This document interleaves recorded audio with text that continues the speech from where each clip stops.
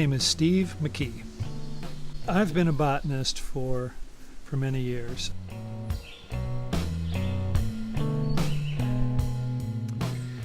I was the director of the Gorman Nature Center for 35 years.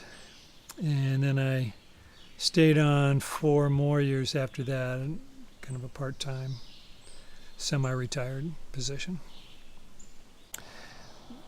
Back in the 70s, there was some interest in having a park district in Richland County. And someone approached Jim Gorman about some land he owned on Lexington Avenue and asked if he'd be interested in donating it to start a nature center park system. And they talked him into it. So they called the land the Gorman Nature Center for that reason. And they put in a driveway and a sign, but that was all they did.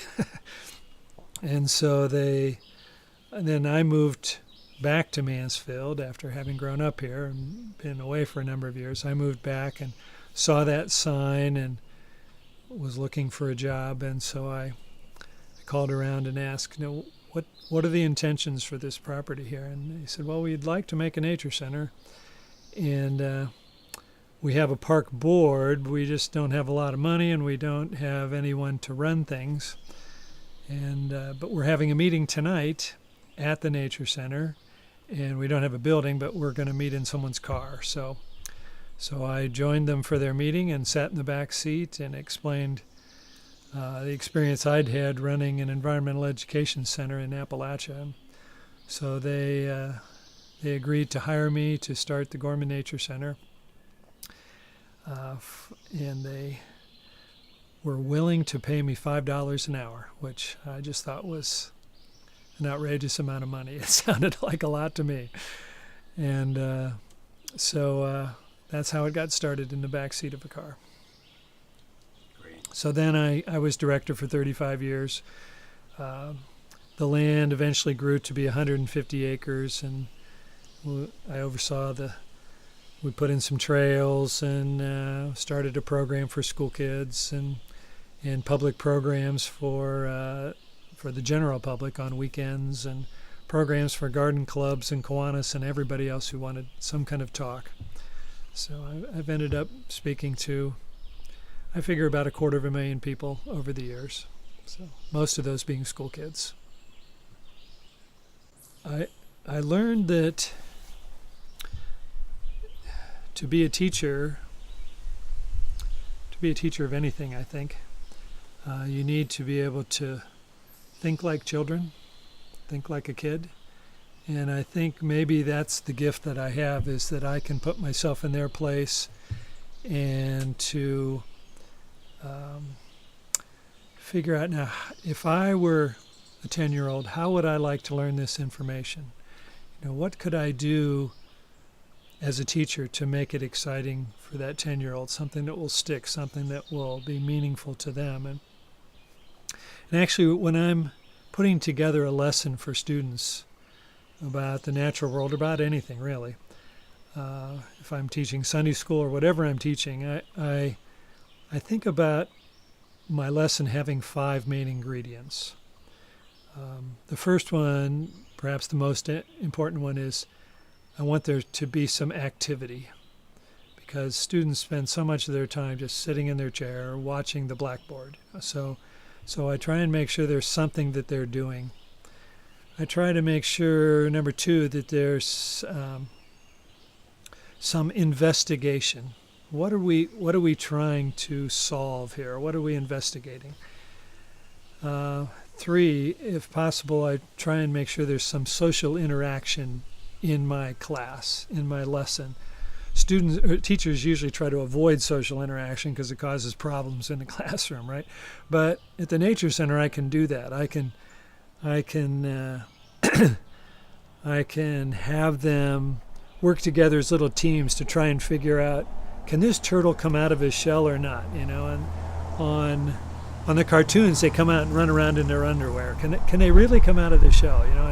And I'll divide them into groups, and they work together to try and figure this out. And The fourth thing, I try and make sure there's adventures. I define adventure as something that makes your heart beat a little bit faster. Often that's holding something or looking at something close. And then the fifth thing I try and make sure my classes have is that that they're useful in some way, that there's usefulness, that it intersects with the student's life in some way, that it's not just abstract scientific material, but it's something that really means something to them. And so over the years, I've learned that, if I incorporate those things into my classes, the students will get something out of it. And I'll bet 5 times over the years, I've had some student towards the end of class say, "Mr. McKee, this was the best day of my life," and which makes me feel great. But I also know that I made a connection there.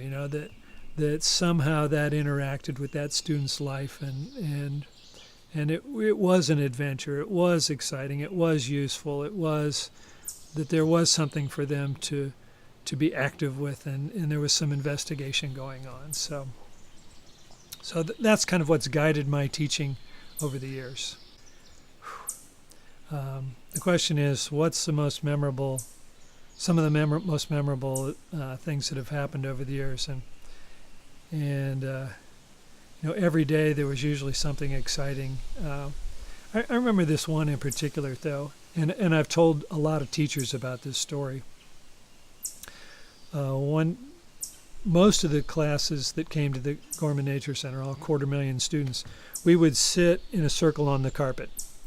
And that way, everybody was in the front row. They weren't in chairs and rows, and they weren't sitting behind someone else looking. They were all in the front row because, as I've said, I like them to be able to do hands-on things. I like there to be activity. So a lot of times there's a turtle walking in the circle right around in front of us there, and or a snake or whatever. And one day I had a box turtle.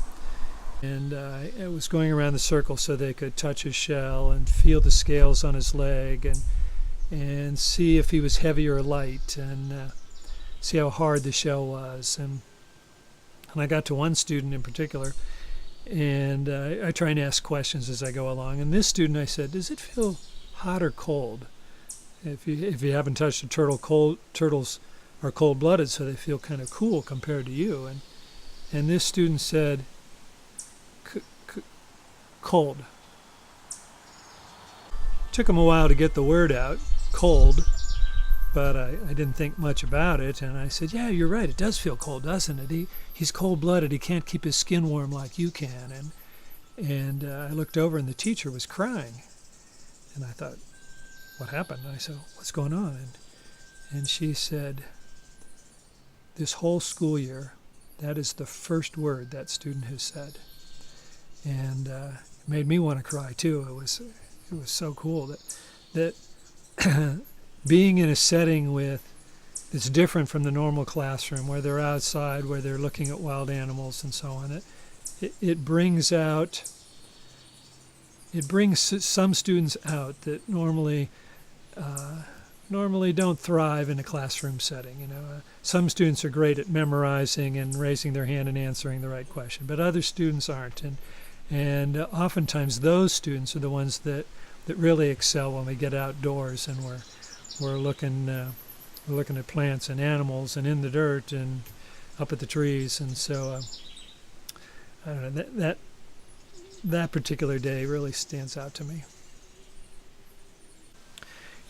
Over the years I've had lots of students come for career days or ask how they can get involved in doing the kinds of things I'm doing. I particularly remember one day I was asked to speak at Madison High School to a club they had. It was called the EYC, ECY, Environmentally Concerned Youth. And I'm not sure the club still exists, but it did for a while. And I remember them. This was a few years ago when people were maybe a little more concerned about the natural world, and they asked, well, what can we do to help the environment? Should we boycott tuna? I don't know if there was a time when people were boycotting tuna because of the way they were caught in these nets. And should we tie ourselves to trees so they don't cut them down? It was that kind of thing. What can we do to help the environment? And there were a lot of kind of extreme things people were doing, tree sitting and that kind of thing. And so I went home and I wrote them a letter. And it's a letter I thought of many times. In fact, I've done whole workshops about this letter that I wrote. What's the best thing that a student can do for the natural world? And I told them the best thing you can do is to get to know the natural world. What lightning bugs live around Madison High School? Are there any wild orchids that live around here? How many kinds of tree species are there around here? And how do you tell them apart? What are the birds that come through the backyard? Do they spend the whole year there, or do they migrate through? And how can you tell them apart? And what do they sound like? Can you learn some of their songs?